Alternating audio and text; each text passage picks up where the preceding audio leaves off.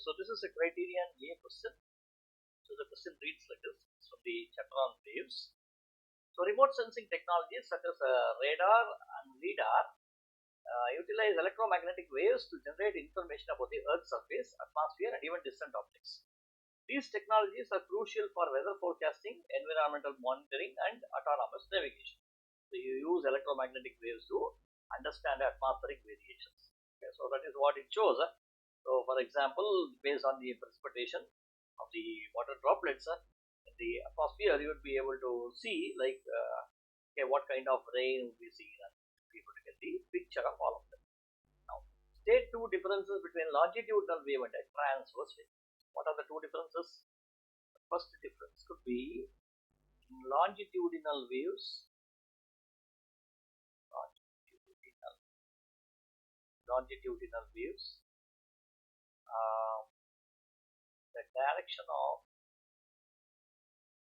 energy transfer is the same as the direction of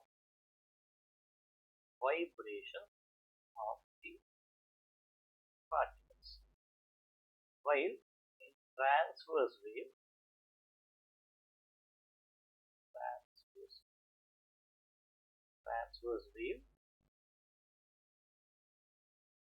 the angle between them is 90 degrees. This is one of them. Second one. What's the second point? Second point, you can say if a longitudinal wave travels in a medium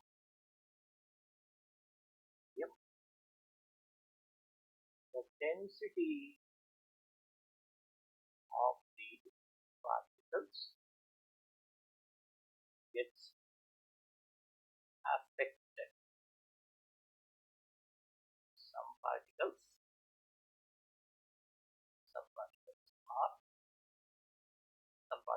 come nearer, or you can say crowd together, known as compression. Some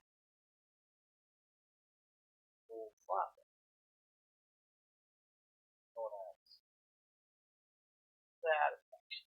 Right? That's what you have seen. You write like this, right? You write like this. You write compression, then you write rarefaction. But again, compression and so on. This happens only in case of a longitudinal wave. In transverse wave, what happens? Yeah, transverse wave. When a wave travels,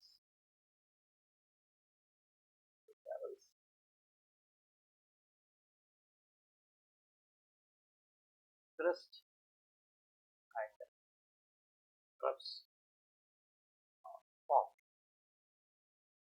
That is what happens in case of a transverse wave. Okay. Now, that is the maximum.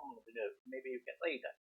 Since we have written there, here also you can say the crest and troughs, maximum vibrations and 0 points will be formed. Then, weather radar uses microwave pulses to detect precipitation, suggests how the reflection of these microwave pulses by rain droplets allow meteorologists to map the weather patterns. So, how do you use the precipitation pattern to understand it? Let us say, for example, on the cloud, there are water droplets. So, here like this.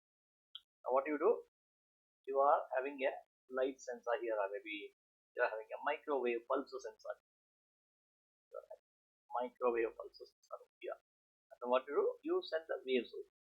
When you send the waves, it goes here, it gets reflected from here and comes backwards. And then you have a detector also here. Detector is able to find out what is the time taken by the wave to start from here, get reflected and come back. That's what it does. So since the speed of the wave is known to you, what is the speed of the microwave? Speed of the wave is c, which is 3 into 10 power 8 meters per second. So you would be, and the time taken is also counted, right? But detector, what does it do? When you send across, it starts a timer, and when it reaches back, it stops the timer. Which means the time is also known to you. Time is also known to you. So since the wave travels at uniform velocity, we can write distance by time is equal to velocity, or distance equal to velocity multiplied by time. That's what we can do. And as a result of it, we will plug in these values, and we were able to find out what is the total distance traveled by it, and then divide by the 2. Okay, so why divide by 2? Because we need to get to know where is the height of it, because total distance is starts from here, goes to the cloud, gets reflected back, right? So this is 2D. Okay, so therefore now I want only D, so I'm going to divide that by 2 to get the value of the distance where the droplets are present. So I can find out the distance. Okay, so this now this is 2 marks. Suggest comment number 6. So how do you write? You need to explain what is that, how this is being done. I told you the story behind it, what's happening over there, but you need to write it also. So how do you write? First point, you write that the radar sends out a microwave pulse and measures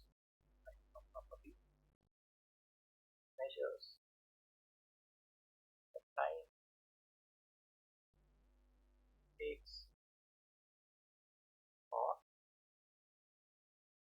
reflect off. Then what do you write? Since velocity of the wave is known,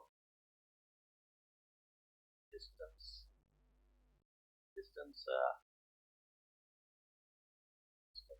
between the ground and the droplet can be calculated. This is one thing. Then these are 2 marks. And what else can we get from it? Because it suggests, and so 2 marks. The first one is you can find out the distance. The second one is he is asking you suggest how the reflection of these microwaves allows microwaves to map weather patterns. How do you map the weather patterns? Okay, where is what is happening and so on. Okay, whether sometimes we get like there's a heavy rain, there's a slight rain, there's only a drizzle and so on. So how do you know about it? Second one is if more number of drops are there, then what could happen? Let me write it down here. If more drops, intensity of reflection higher, which means say heavy rain, right? So you are able to find out what is the pattern and how you are able to get the rain, what is the intense rain, or what is it. So you will be able to understand this. That's both the points that I mentioned. Okay, making use of the intensity of the reflected signal, and as well as understanding what is the distance, you can now find out okay, how much time does it take, or what is the distance at which the clouds have been present, and whether it's going to rain now, or maybe 2 hours later, or maybe 10 hours later, or maybe for next 2 days no rain. You can answer all these questions. Okay. That was the third one. The LIDAR systems use laser pulses in a form of light wave to create detailed 3D maps of the terrain. Suggests why light waves are suitable for creating high resolution maps compared to longer wavelength radio waves. Which means what? The second question, the previous question, it was observed we were using only radio waves. But in this question, he says instead of a radio waves, we are going to use a light wave. This system is known as a LIDAR system. Okay. Now, what is the advantage of using the light systems, that is your light waves, okay, to create a high resolution? Okay, that's the question. Now, how different are, in other words, how different are light waves as compared to a radio wave? That's what you need to mention. Explain out. What is a light wave? What is a radio wave? Now, where do you get a radio wave? Light waves will have a shorter wavelength. Light waves will have shorter wavelength, and as a result of it, they provide higher resolution,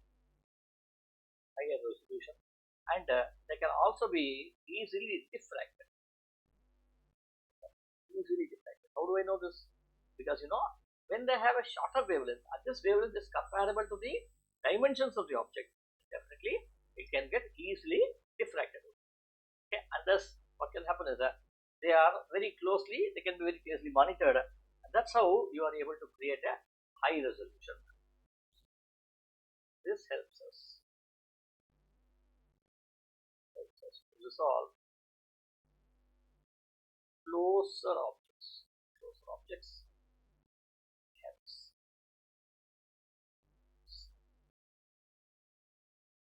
a high resolution map is fast. You will be able to see a high resolution map because of this particular state. Okay, next 3.4. A radar system emits microwave pulses that travels at the speed of light. If a pulse has a frequency of 1 gigahertz, is given. State two properties that are shared by this microwave pulse and the visible light. What is the difference between? What is the similarity between these two? Okay. There are two properties that are similar to it. The first one is when you say visible light wave or a microwave pulse, so they both travel with same speed of light. This is the first property that we can see. And then second property, they are not light, they are not sound waves. They are electromagnetic waves, so therefore both are trans. Just ask for 2 marks, 2 points of special. Okay. Okay, so we have come to an end to this question. So tomorrow we will see the next. Thank you.